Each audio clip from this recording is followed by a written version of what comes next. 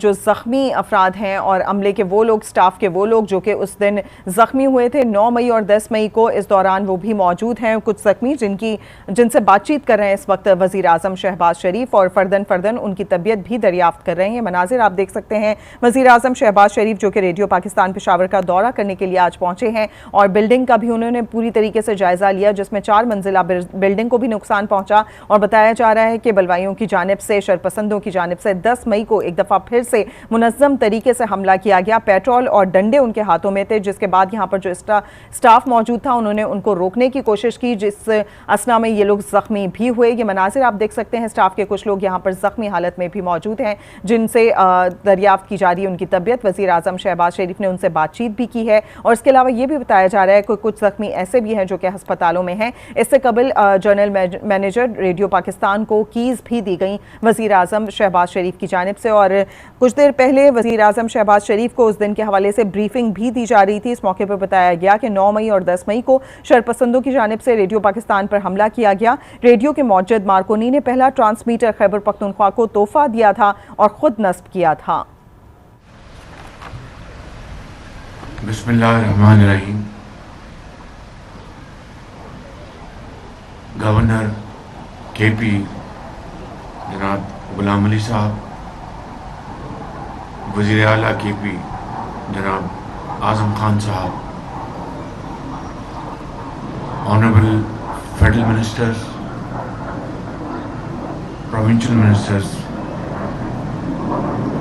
Advisor اور ministry of information کے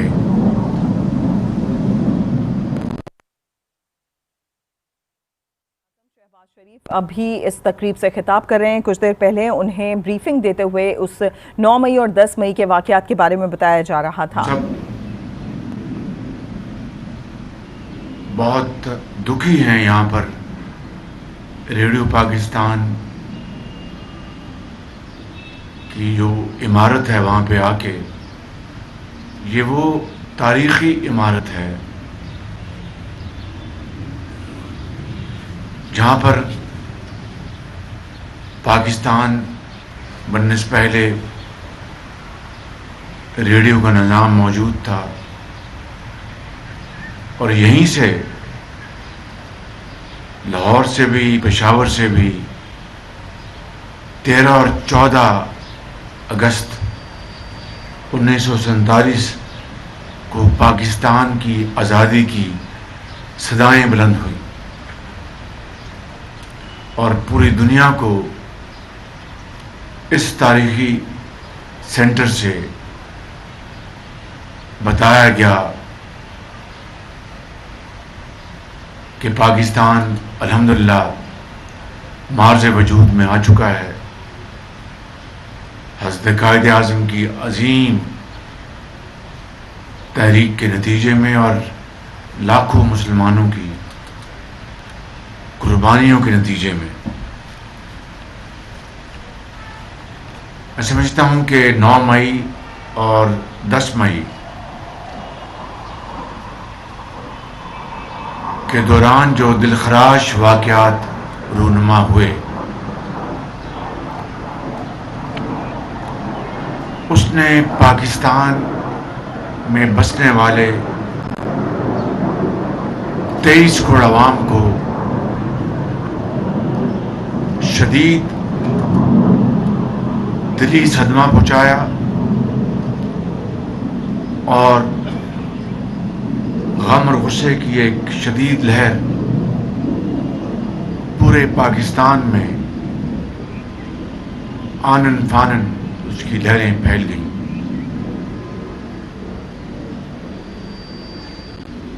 جس سینٹر سے آزادی کی صدائیں 1947 میں بلند ہوئیں، اس کو جلا دینا، راکھ کا ڈھیر بنا دینا کہاں کی حبل وطنی ہے. میں سمجھتا ہوں کہ اس سے بڑھ کر ملک دشمنی کو ہو نہیں سکتی، اور ساتھ ہی ملک کا چاگی کی جو یادگار تھی اس کو راکھ بنا دیا، بالکل توڑ پھوڑ دیا. حالانکہ یہ یادگار پاکستان کی جو دفاعی قوت ہے، یہ اس کا ایک شاہکار تھا. وہ سفر جو 1973 یا 74 سے جس کا آغاز ذوالفقار علی بھٹو مرحوم سابق اعظم نے شروع کیا، اس کا آغاز کیا، اور جس کی انتہا 28 مئی 1998 میں ہوئی. اور اس دوران تمام حکومتوں نے اس عظیم دفاعی پروگرام کے لیے اپنا حصہ ڈالا، وسائل دیے، توانائیاں دیں، محنت کی، عرق ریزی کے ساتھ، ایک کمٹمنٹ کے ساتھ. اور الحمدللہ پاکستان کو اللہ تعالیٰ نے ان تمام اجتماعی کاوشوں کے نتیجے میں ایٹمی قوت بنایا، اور قیامت تک دشمن پاکستان کی طرف میلی آنکھ سے نہیں دیکھ سکتا. اس مجسمے کو، اس کو آگ لگا دی. اس سے زیادہ کوئی ملک دشمنی ہو سکتی ہے؟ میں سمجھتا ہوں کہ آج ہم سب یہاں پر بہت دکھی دل کے ساتھ موجود ہیں، اور اس پشاور ریڈیو پاکستان میں جب آزادی کی صدائیں بلند ہوئیں تو آپ سب کو ظہور اظہر کا نام یاد رہنا چاہیے، مصطفیٰ حمدانی کا نام یاد رہنا چاہیے. اور یہ وہ لوگ ہیں جو کہ تاریخ کے اوراق میں ہمیشہ یاد رکھے جائیں گے. یہاں پر جس طریقے سے جو آرکائیوز ہیں ان کو جلا دیا گیا، دنیا کی قومیں تو اپنی شناخت کو، تاریخی ورثوں کو وہ تو اپنی جان سے بھی زیادہ عزیز رکھتی ہیں، تاکہ آنے والی نسلیں اس سے بہرمند ہوں، فیض یاب ہوں. اور یہاں پر آرکائیوز کو راکھ کر دیا گیا. کاش کہ وہ ڈیجیٹائز ہو چکی ہوتی، لیکن وقت نے ساتھ نہیں دیا. میں سمجھتا ہوں کہ اس سے زیادہ ملک دشمنی اور کوئی ہو نہیں سکتی.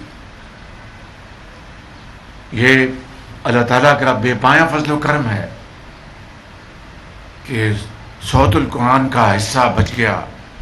یہ بھی اللہ تعالیٰ کا ایک نظام ہے، وہ دکھاتا ہے اپنے بندوں کو کہ کس طرح وہ جب چاہے وہ ہر اس چیز کو محفوظ کر لیتا ہے جس کو وہ چاہے، اور ہر اس چیز کو برباد کر دیتا ہے جس سے وہ ناراض ہو جائے. تو میں سمجھتا ہوں کہ اس ریکارڈ کا تباہ ہونا، 100 سالہ ریکارڈ کا تباہ ہونا، ہم نے خود اپنے ایک ورثے کو اپنے ہاتھوں سے راکھ کر دیا. یہاں پر میں جن اس انسٹیٹیوٹ کے، اس ادارے کے جو کارکنان ہیں، جو افسران ہیں، جو کام کرنے والے ہیں، میں ان کے حوصلے اور شجاعت کی دل کی گہرائیوں سے داد دینا چاہتا ہوں. اور ان دو نوجوانوں نے، عبداللہ اور نصیر نے، جس طریقے سے ان بلوائیوں کا مقابلہ کیا اور زخمی ہو گئے، میں ان کے شجاعت کو اور جرأت کو سلام پیش کرتا ہوں کہ اسی طرح کے واقعات نے ہمیشہ پاکستان کی حفاظت کی ہے، چاہے وہ ہمارے مسلح افواج کے جوان ہوں یا عام شہری ہوں۔ میں یہاں پہ مجھے انہوں نے بتایا کہ اپریل اور مئی کی ان کو تنخواہیں ان کو نہیں مل سکی مئی کی، تو میں فی الفور ان کی تنخواہوں کی ادائیگی کا اعلان کرتا ہوں، اور میں شکر گزار ہوں وزیر خزانہ کا کہ جنہوں نے یہ مجھے فرمایا کہ آج ہی اس کا وہ بندوبست کر دیں گے، اور انشاءاللہ یہ فنڈز وزارت اطلاعات کے ذریعے آپ کو انشاءاللہ اگلے 48 گھنٹے میں انشاءاللہ یہاں پر پہنچ جائیں گے، تاکہ آپ کی مئی کی تنخواہیں آپ کو مل جائیں۔ میں آخر میں یہ کہنا چاہتا ہوں کہ یہاں پر میرا یہ جو دورہ ہے اور میرے تمام ساتھیوں کا، یہ محض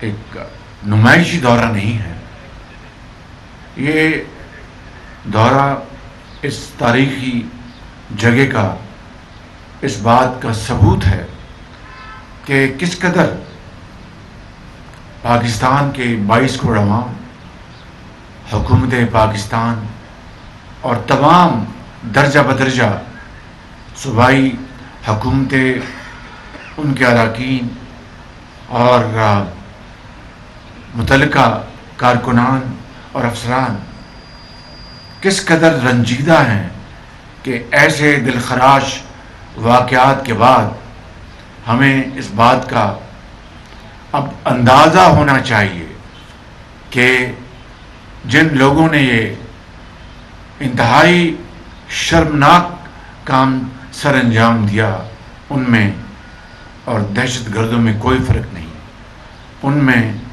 اور دشمنان پاکستان میں کوئی فرق نہیں۔ آج ہم اس بات کا یہاں پر عہد کرتے ہیں، اس خدائے بزرگ و برتر کو گواہ بنا کر، کہ ہم اپنی تمام توانائیاں مجتمع کر کے ہم انشاءاللہ پوری قوم مل کر اس بات کا عہد کرتی ہے کہ نیور اگین ایسے واقعات کا، جو کہ ہمارا ازلی دشمن بھی نہ سوچ سکا، وہ اپنوں نے دشمن بن کر، دہشت گرد بن کر یہ واقعات جو انہوں نے سر انجام دیے ہیں، قانون اور آئین کے مطابق ان کو ضرور سزا ملے گی، تاکہ قیامت تک کوئی دوبارہ اس طرح کی جرأت نہ کر سکے۔ میں محترمہ مریم اورنگزیب صاحبہ کو گزارش کروں گا کہ یہاں پر مرمت کا کام فی الفور شروع کرائیں، اور اس کے لیے یقیناً یہ ایمرجنسی میں کام ہونا چاہیے۔ یہ ادارہ دوبارہ پاکستان اور پاکستان سے باہر اپنی لہروں کے ذریعے ہمارے عزم، ہمارے قوت برداشت اور ہمارے ولولوں کا ذکر کر سکے کہ تمام مشکلات کے باوجود بھی انشاءاللہ ہم قائد اعظم کے پاکستان اور اقبال کے پاکستان کا خواب ضرور شرمندہ تعبیر کریں گے۔ پاکستان زندہ باد۔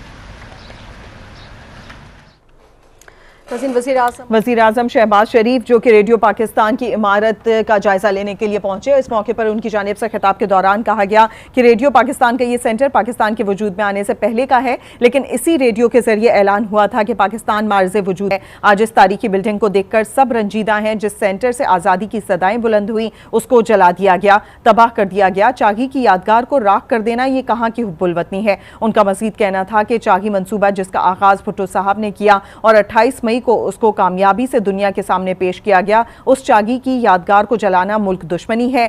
सब रिकॉर्ड, तारीखी विरसा और आर्काइव्स को जला दिया गया जिसकी फिक्र और ख्याल कौमें खुद से ज्यादा करती हैं। इस पूरे वाक़े पर वतन में गम गुस्सा पाया जाता है। इस मौके पर उन्होंने स्टाफ के 2 अरकान अब्दुल्ला और नसीर शरपसंदों को रोकने के लिए कोशिश की थी और जख्मी भी हुए थे, तो उन्हें भी खराज तहसीन पेश किया और उनकी तबीयत दरियाफ्त की। इसके अलावा हमला करने वाले शरपसंदों और दहशत गर्दों में कोई फर्क नहीं, ऐसा कहना था वज़ीर आज़म शहबाज शरीफ का। वज़ीर आज़म ने एक बार फिर दोहराया नेवर अगेन। वज़ीर आज़म ने इमारत की बहाली और मुरम्मत का काम जल्द अज जल्द शुरू करने की हिदायत भी जारी की हैं।